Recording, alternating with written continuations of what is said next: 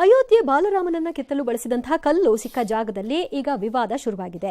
ಮೈಸೂರು ತಾಲೂಕಿನ ಹಾರೋಹಳ್ಳಿಯ ರಾಮದಾಸ್ ಎಂಬುವರು ಜಮೀನಲ್ಲಿ ಬಾಲರಾಮನ ಕೆತ್ತಿದಂತಹ ಕಪ್ಪು ಶಿಲೆ ಸಿಕ್ಕ ಜಾಗದಲ್ಲಿ ಅಯೋಧ್ಯೆ ಹೆಸರಿನಲ್ಲಿ ರಾಮ ಮಂದಿರ ನಿರ್ಮಾಣ ಮಾಡ್ತೀವಿ ಅಂತ ಹೇಳಿದ್ರು. ಆದರೆ ದೇವಸ್ಥಾನ ನಿರ್ಮಾಣಕ್ಕೆ ಶಂಕುಸ್ಥಾಪನೆ ವೇಳೆ ದಲಿತ ಸಂಘಟನೆಗಳು ಎಂಟ್ರಿ ಕೊಟ್ಟು ಇಲ್ಲಿ ಶಾಲೆ ಆಗಬೇಕು ಅಂತ ಪಟ್ಟು ಹಿಡಿದಿದ್ದಾರೆ. ಹೇಗೆ? ಅವ್ರ ಸ್ವಂತ ಜಾಗ, ಅವ್ರ ಸ್ವಂತ ಜಾಗಕ್ಕೆ ಅವ್ರು ಇಷ್ಟ ಬಂದಂಗೆ ಮಾಡ್ತಾರ್ರಿ. ನೀವ್ ಯಾರು ಹೇಳಕ್ಕದನ? ಅಲ್ಲಿ ಏನಾಗಬೇಕು ಅಂತ ಇವ್ರು ಯಾರು ನೀವ್ ಯಾರು ತೀರ್ಮಾನ ಮಾಡಕ್ಕದನ? Tomorrow court will interfere, police will to give protection. ಆಗ ನೀವು ಯಾರು ತೀರ್ಮಾನ ಮಾಡ್ತೀರಿ? ಸಾರ್ವಜನಿಕ ಸ್ಥಳ ಆದರೆ ಅದು ಅವ್ರಿಗೆ ಐ ಅಕ್ಸೆಪ್ಟ್ ಇಟ್, ಬೇರೆ ವಿಚಾರ. ನೀವು ಯಾರು ಹೇಳಕ್ಕದನ? ಈಗ ಅದು ಯಾರು ಲೀಡರ್ ಇದನ್ನು ಮಾಡಿದ್ದಾರೆ ಅವ್ರದ್ದು 30-40 ಸೈಟಲ್ಲಿದೆ, ಕರ್ಕೊಂಬಂದು ಅಡ್ರೆಸ್ ತಗೊಂಬನ್ರಿ, ಇಲ್ಲಿ ಹೇಳ್ತೀನಿ, ನಾನು ಹೇಳ್ತೀನಿ ಅಲ್ಲಿ ಬಾತ್ರೂಮ್ ಕಟ್ಟಬೇಕು ಅಂತ ನಾನು ಹೇಳ್ತೀನಪ್ಪ. ಹಾಗಾಗತ್ತಾ? ಒಪ್ಕೋತೀರಾ? ಅಲ್ಲಿ ಯಾರ್ಯಾರು ಬಂದಿದ್ರಿ ಪ್ರೊಟೆಸ್ಟ್ಗೆ? ಅವ್ರಿಗೆ no, this is unfair, this is not correct, you cannot dictate. ಅದು ಅವ್ರ ಜಾಗದಲ್ಲಿ, ಅದು ಅದೇನೋ PCTL ಜಾಗ. PCTL ಜಾಗದಲ್ಲಿ ಮಾರಬಾರ್ದು ಅಂತಿದೆ. ಏನು ಮಾಡಬೇಕು ಅನ್ನೋದು ಇಲ್ಲ, ಅದರಲ್ಲಿ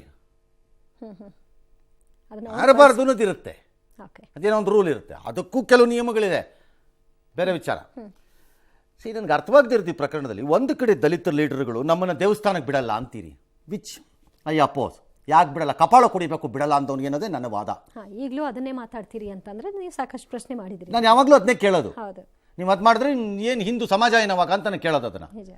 ಇನ್ನೊಂದು ಕಡೆ ದೇವಸ್ಥಾನ ಕಟ್ಟಬೇಡ ಅಂತ ಹೋಗ್ತೀರಿ. ಏನು ಲೆಕ್ಕಾಚಾರ ಇದು?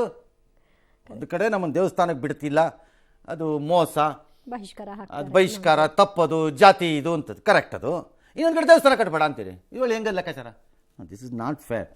ಅದು ಅವ್ರ ಪ್ರೈವೇಟ್ ಜಾಗ ಆಗಿದ್ರೆ ಅವ್ರು ಇಷ್ಟ ಬಂದಿದ್ದು ಅವ್ರು ಮಾಡ್ಕೋತಾರೆ. ನೀವು ಯಾರು ಅದನ್ನು ಕೇಳಕ್ಕೆ? ಅಂಥದವ್ರಿಗೂ ಸುಮ್ಮನೆ ಇದ್ಬಿಟ್ಟು ಈಗ ಎತ್ತುತ್ತಾ ಇದ್ದಾರೆ. No state, no machinery can support it, ಅಷ್ಟೇ. ಅವ್ರು ಕಟ್ಟಲೇಬೇಕು ಅಂತಿದ್ರೆ he can apply to the court and court will direct protection ಕೊಡಿ ಅಂತ ಕಟ್ಕೊಳ್ಳಿ, ಅಷ್ಟೇ. ಅದಕ್ಕೆ ನಾನು ಹೇಳಿದ್ದು, ಯಾರು ಪ್ರೊಟೆಸ್ಟಿಗೆ ಬಂದಿದ್ರಿ ನಿಮ್ಮದು 30-40 ಸೈಟಲ್ಲಿದೆ ಹೇಳಿ, ಅದಕ್ಕೆ ನಾನೊಂದು ಐಡಿಯಾ ಕೊಡ್ತೀನಿ, ಏನು ಮಾಡಬೇಕು, ಅಲ್ಲಿ ಏನು ಕಟ್ಟಬೇಕು ಅಂತ. ಒಪ್ಲಿ. ಹಾಂ, ಎಸ್.